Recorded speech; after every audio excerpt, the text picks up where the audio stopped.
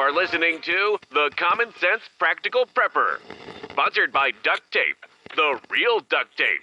It fixes everything, except bad decisions.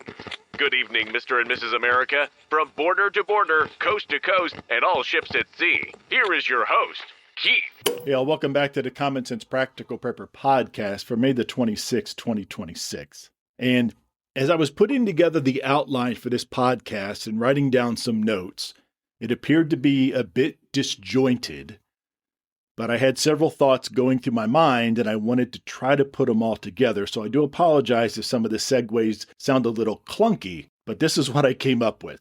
I've talked about information, disinformation, getting your information from multiple sources, critical thinking. Don't be afraid to push back and ask questions. So I think with everything that's going on, I'll get into detail in a second, when it comes to the overall idea of who to believe and who not to believe, when it comes to the medical profession, I trust Dr. Seuss more than I trust Dr. Fauci. And I'm kind of half kidding. Take COVID, for example, and I'll stay away from all the conspiracy theories. Social distancing 6 feet apart. Nobody could really tell us why 6 feet was the magic number. Wear your mask here, not here, have some friends over, not too many friends over, social distancing, you come in contact with somebody, stay away from your family and friends, 24 hours without a fever, all that stuff. And where this all comes together is that at some point, when it came to COVID, the rules kept changing so often that a lot of people just threw up their hands and stopped believing most, if not everything, that they were told. And that's a real problem that we're dealing with now. The so-called experts trust the science, and institutions have damaged their own credibility so badly that when something legitimate comes out, whether it's a virus, some sort of outbreak, or even crime in certain cities, who's doing what where, people don't know whether to take that information seriously or to completely dismiss it. So in my opinion, that's the crazy position that a lot of us are in. So when you start seeing headlines about Ebola outbreaks in Africa, hantavirus on cruise ships, it left a lot of people wondering, me for instance, who are we supposed to believe? And so that's what I want to talk about tonight. Who are we supposed to believe? Not about just the disease themselves, but the fact that so many of us no longer know who to trust when something like this happens. So here's the straight scoop. I'm not here to defend the WHO, the World Health Organization. Their credibility is absolutely shot with a lot of people, and they earned that. But here's the thing. Just because we don't trust the WHO doesn't automatically mean that everything they say is wrong. But we should be critical thinkers and we should ask questions. So that's a trap that a lot of us are falling into. We either believe everything that the mainstream media says, or we dismiss everything they say as lies and propaganda. In my opinion, both approaches are a bit lazy. The smart move is to look at multiple sources, use common sense, ask basic questions like, where is this really happening? How does this disease spread? Am I realistically at risk wherever I am in the world?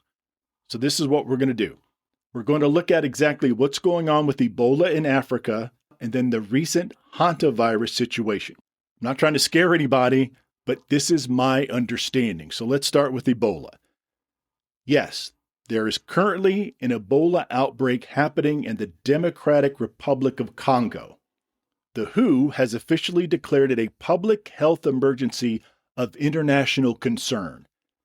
Now, I don't know where a public health emergency of international concern sits in the hierarchy of it's not really bad to it's super bad. I'm not sure where that falls into the spectrum. But as of right now, there's been no reported cases outside of Central Africa. The one that went viral, about the flight that was being diverted, that wasn't someone that was sick with Ebola. It was someone who was a passenger from Congo, a passenger on a plane from Congo that was not supposed to be on that flight due to travel restrictions from that part of Africa. The person wasn't sick. It was basically a paperwork mess up that got turned into complete panic, PORN, online. So here's the deal about Ebola. Ebola is very difficult to catch. It spreads through direct contact with bodily fluids of someone who is sick and showing symptoms, not through the air. That's why even in Africa, it usually burns out pretty quickly in that specific area, that smallish area that it's located. So while it's something worth paying attention to, the average person here in the U.S. does not need to worry about it. The risk is minimal at best. So let's talk about the hantavirus and what's been going on. There was a cluster of cases recently linked to a cruise ship. We've all heard about that probably 2.5, maybe 3 weeks ago. That was the Andes strain of the hantavirus, which is one of the few strains that can spread from person to person. Okay, so we got that. So this particular strain has been getting a lot of attention because it is cruise ship. A cruise ship is a floating petri dish. Everybody's jammed in together, and contagious diseases spread fairly fast on a cruise ship. So here's the reality. Hantavirus is still very rare. Most strains come from breathing in dust that contain dried rodent urine or droppings. That's why the biggest risk factor is usually cleaning out sheds, barns, or cabins that have had mice living in them for a long time, not just walking through your local Walmart or your grocery store. Now, whether we're talking about Ebola, hantavirus, or just the regular flu season, there are a few things that you can do to minimize your risk, and that is being prepared with medications. I've talked about this before.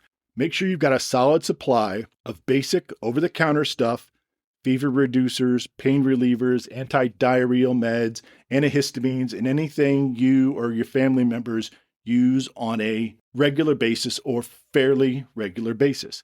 Don't wait till you need it to try to stock up on it. You're behind the curve. If you're on prescription meds, talk to your doctor about maybe getting a 90-day supply instead of a 30-day supply. I asked my doc and she said no. All right, I asked, she said no. Moving on. Some will do it, some won't. And if your doc won't, you can also look into all these services, Jace Medical, and there's a bunch of others out there that give you long-term emergency antibiotics and medication. Because in a real SHTF situation, having the correct meds on hand gives you a big advantage on being able to treat that. You've got the issue, you've got the illness, you've got the meds, then you have the other folks who aren't as well prepared as you are.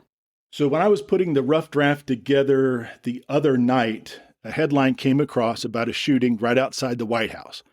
About 6 p.m., a man pulled a gun at a Secret Service checkpoint near 17th in Pennsylvania. He opened fire. Secret Service returned fire, and the suspect was killed.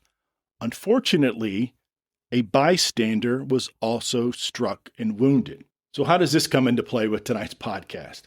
All right, as a retired cop, I've carried a firearm for years. When I first retired nearly 10 years ago, I most certainly carried almost every single day because I put some very bad people behind bars, especially those child predators and pedophiles. But over the last 5 years, that's changed, and now I don't really carry as much for someone I put in prison seeking revenge or their family members coming after me or something like that. Now I carry more just because of random acts of violence. Whether it's the shooting near the White House, I'm sure that person that was hit with that stray round, the last thing they thought that was going to happen that day as they were walking past the White House was that they'd be struck by gunfire. So whether it's a shooting at the White House, grocery store, school, or just going down the highway, it's not just diseases or shootings we have to worry about. You don't have to be driving near an ICE facility like what's going on in Newark, New Jersey. You could be out with your family just running errands. You roll up on one of these protests, these street takeovers, or a riot, or a bunch of people blocking an intersection, jumping on cars and acting like a bunch of maniacs. Again, we've seen that recently over the past 2.5 days at this ICE facility in Newark. Antifa has surrounded the facility, and they put up barricades. There was a dumpster, a bunch of trash, a bunch of big orange jersey walls you filled with sand and water. Just absolute crazy situation. Now, since then, so as like Tuesday around lunchtime, ICE has fought back, broken down the barricades, arrested a bunch of people, and I haven't checked in the last 5 or 6 hours to really see what the current situation there is. But the bottom line is this. So whether It's a potential disease outbreak on the other side of the world, or some random violence outside the White House, or chaos just breaking out in your own city or your own neighborhood for no particular reason and you're caught completely off guard, the world is becoming a less predictable and less stable place. Trust me, it is very unfortunate that this is the current state of society. But you really do have to be prepared for almost anything to happen anywhere at any time. And I think that's the worst part of it. Sometimes I wish I could be just completely ignorant to what's going on in the world and just walk outside and everything's all lollipops and rainbows and puppy dogs and all that good stuff, but it's not. Sometimes I wish I was a little more naive to what's going on, so I wasn't looking at things with a critical eye 99% of the time. Sometimes I wish I wasn't as vigilant as I am, and I wasn't looking around as much as I do, but that's the society we live in. I would rather be vigilant as opposed to hypervigilant.